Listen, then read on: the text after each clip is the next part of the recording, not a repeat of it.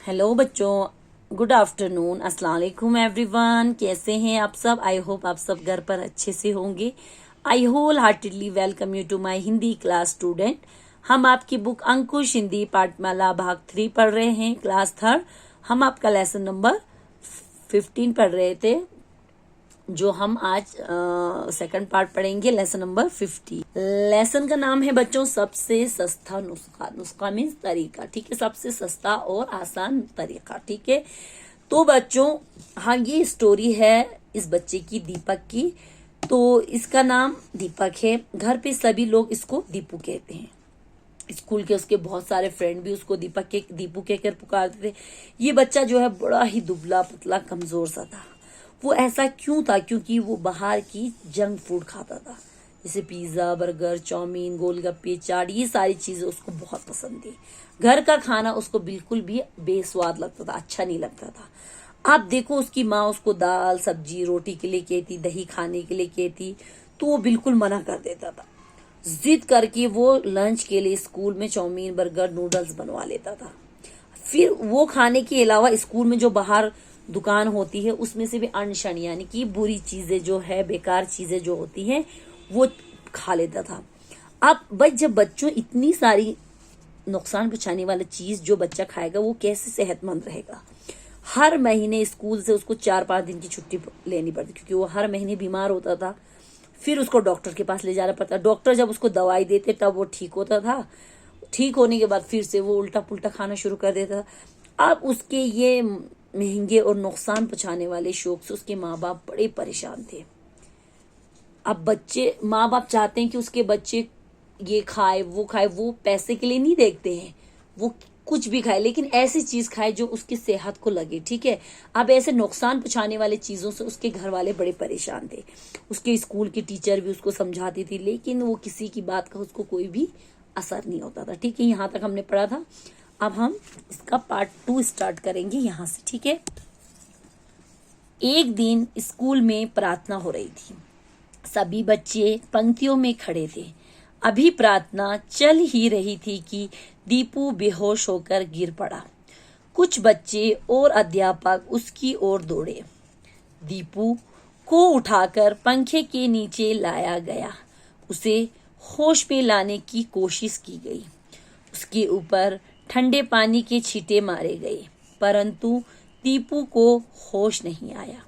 उसे तुरंत अस्पताल पहुंचाया गया। डॉक्टर ने उसकी जांच की, उसे ग्लूकोज चढ़ाया गया। करीब 2 घंटे के बाद दीपू होश में आया। अगले 2 दिनों तक उसे अस्पताल में ही रहना पड़ा। अब देखो बच्चों, अगले दिन क्या हुआ? वो स्कूल जाता है, वहां पे प्रार्थना मीन्स प्रेयर हो रही होती है। तो सभी बच्चे पंक्तियों में यानी कि लाइन में, पंक्तियां मीन्स लाइन में खड़े थे।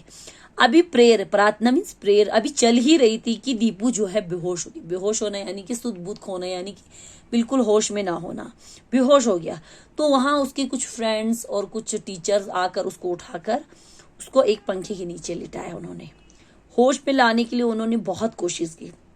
उसके ऊपर ठंडे पानी के छींटे फेंके, लेकिन उसको बिल्कुल भी होश नहीं आया। जब उसको होश नहीं आया तो सारे डर गए और उसे हॉस्पिटल ले गए। हॉस्पिटल जब वो पहुंचे उसको लेकर, तो डॉक्टर ने उसके बहुत सारे जांच में टेस्ट किए और उसे ग्लूकोज वगैरह जो है, उसको ड्रिप वगैरह जो है वहां चढ़ाया। कम से कम 2 घंटे के बाद दीपू को होश आता है। अगले 2 दिन तक उसको हॉस्पिटल में एडमिट रहना पड़ता है। अब देखो बच्चों, कितना नुकसान उसको हो गया। इतनी सारी चीजें खाने के बाद कोई भी सही केसर, देखो कितना कमजोर है। अब उसकी ये हरकतों से उसके माँ बाप बड़े परेशान थे। डॉक्टर ने उसके खून की जांच की। जब रिपोर्ट से पता चला कि दीपू के शरीर में खून की कमी, प्रोटीन की कमी तथा अन्य जरूरी चीजों की भारी कमी है, उन्होंने दीपू को घर का बना पौष्टिक खाना ही खाने के लिए कहा। दूध, दही, पनीर, दालें, फल व ताजी सब्जियां खाने की सलाह दी। बेटा, इतने महंगे इलाज से अच्छा था कि तुम आसानी से और सस्ते में मिलने वाली सब्जियां खाते।